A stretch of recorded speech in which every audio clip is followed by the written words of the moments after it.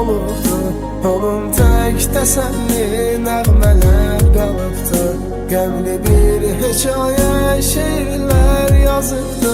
Gələrsən yenə bir gün, baxarsan halıma. Gör necə dəyişdim mən bu cavan yaşımda. Gülüm tənhayam mən, yarım sən gedəndən. İtirəm hər gecə mən, yarımı itirəndən. Gələrsən yenə bir gün, baxarsan halıma.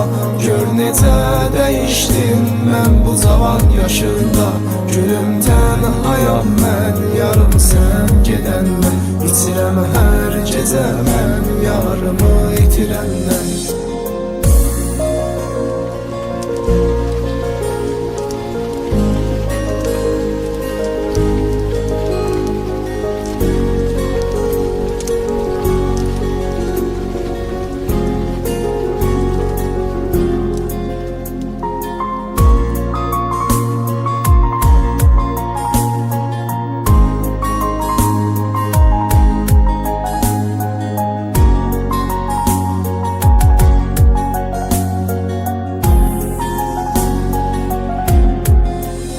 Axtarıb tapmısan bədbəxt aşiqi, aldadıb yormusan ürəkdən sevəni.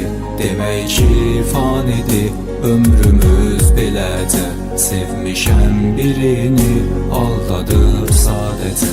Gələrsən yenə bir gün, baxarsan halıma. Gör necə dəyişdim mən bu cavan yaşımda. Gülüm tənhayam mən, yarım sən gedəndən. İtirəm hər gecə mən, yarımı itirəndən.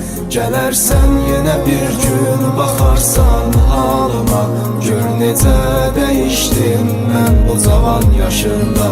Gülüm tənhayam mən, yarım sən gedəndən. İtirəm hər gecə mən, yarımı